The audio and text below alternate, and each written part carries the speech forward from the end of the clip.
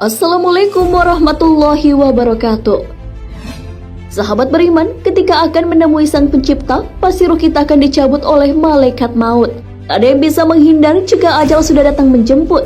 Namun ternyata ada ruh yang tidak bisa dicabut dari berbagai arah. Malaikat pun bingung, lalu dengan apa malaikat maut mencabut ruh tersebut? Kisah tentang kebingungan malaikat maut karena tak bisa mencabut nyawa diabadikan dalam kitab Daqaiq Al-Akbar, karya Imam Abdurrahim bin Ahmad Al-Qadi. Pernahkah kamu membayangkan jika ruh yang akan dicabut nyawanya oleh malaikat maut melakukan protes? Ya, ini pernah terjadi. Allah Subhanahu wa Ta'ala memberitahu malaikat maut untuk membawa hambanya kembali dengan mengambil ruhnya. Malaikat maut hendak mengambil ruh si Fulan. Beragam cara dicoba untuk mengambil ruh tersebut. Malaikat maut mencoba mengambil ruh dari mulut jasad tersebut, namun tak bisa. Mulut Fulan sedang berzikir kepada Allah Subhanahu wa Ta'ala. Lisan pun berkata bahwa malaikat maut tak punya jalan untuk mengambil ruh tersebut dari lisan, karena ia senantiasa berzikir menyebut nama Allah Subhanahu wa Ta'ala. Karena tak berhasil, malaikat maut pun kembali menghadap Allah dan mengadukan apa yang sedang dialaminya. Allah pun menanggapi keluhan tersebut dengan menyuruh mengambil dari sisi yang lain. Malaikat maut pun turun dan mencoba mencabut nyawa dari arah tangan Fulan. Namun sayang sekali tak bisa juga. Ternyata tangan si Fulan sering digunakan untuk bersedekah, mengelus-elus kepala anak yatim, dan menulis yang baik-baik. Tangan tersebut berkata, "Bukan dari arahku, engkau mengambil ruhku." Lagi-lagi malaikat maut menghadap Allah Subhanahu wa Ta'ala dan mengadukan hal yang dialaminya. Ia mengatakan sama persis dengan yang dikatakan oleh tangan Fulan. Allah pun kembali bertitah untuk mengambil dari sisi yang lain.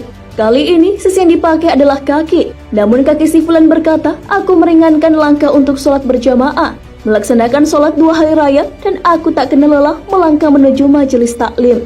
Aku bukan arah untuk menarik ruh itu." Malaikat maut pun kembali menghadap Allah dan lagi-lagi ia diperintahkan untuk mengambil ruh tersebut dari sisi yang lain. Kali ini dari sisi manakah malaikat maut akan mencabut ruh tersebut? Kini malaikat maut hendak mengambil ruh Fulan dari arah telinga. Namun telinga si Fulan bercakap bahwa ia sering mendengarkan bacaan Al-Quran, mendengarkan azan dan mendengarkan zikir. Telinga Fulan bukanlah sisi yang tepat untuk mengambil ruh tersebut. Ia pun kembali menghadap Tuhannya dan mendapat perintah yang sama.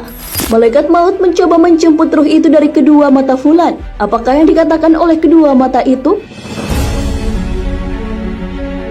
Mata tersebut berucap, "Kami berdua melihat mushaf Al-Quran, memandang wajah ulama, memandang kedua orang tua, dan memandang orang-orang soleh. Aku pun bukan arahmu, merenggut ruh."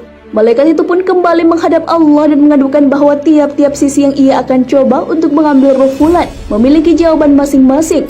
Akhirnya Allah pun memberikan solusi atas kebingungan yang dihadapi oleh malaikat maut. Allah Subhanahu wa Ta'ala menyuruh malaikat maut untuk menulis nama Allah di telapak tangan malaikat maut agar diperlihatkan kepada ruh tersebut. Setelah itu, malaikat maut pun segera menemui si Fulan dan memperlihatkan telapak tangannya yang terdapat asma Allah Subhanahu wa Ta'ala. Setelah ruh tersebut melihat asma Allah Subhanahu wa Ta'ala, ia pun bergegas keluar dari jasad si Fulan. Tak ada rasa sakit sedikit pun yang dirasakan ketika ruh terpisah dari jasad. Sahabat beriman, itulah kebingungan yang dihadapi oleh malaikat maut karena mencoba mencabut nyawa dari banyak sisi. Namun ia tak kunjung bisa mencabutnya karena setiap sisi punya jawabannya masing-masing. Proses dicabutnya nyawa tidak selamanya sama dengan Fulan tersebut. Namun ada kalanya malaikat mencabut nyawa dengan menyakitkan. Hal ini sesuai firman Allah Subhanahu wa Ta'ala. "Alangkah dahsyatnya sekiranya kamu melihat di waktu orang-orang yang zalim berada dalam tekanan-tekanan sakratul maut. Sedang para malaikat memukul dengan tangannya sambil berkata, 'Keluarkan nyawamu. Di hari ini kamu dibalas dengan siksaan yang sangat menghinakan, karena kamu selalu mengatakan terhadap Allah perkataan yang tidak benar, dan karena kamu selalu menyombongkan diri terhadap ayat-ayatnya.'" Quran Surah Al-An'am ayat 93. Wallahu a'lam bishawab. Sahabat beriman, jangan lupa berbagi informasi dengan share video ini, karena sebaik-baik manusia adalah yang paling bermanfaat bagi manusia. Wassalamualaikum warahmatullahi wabarakatuh.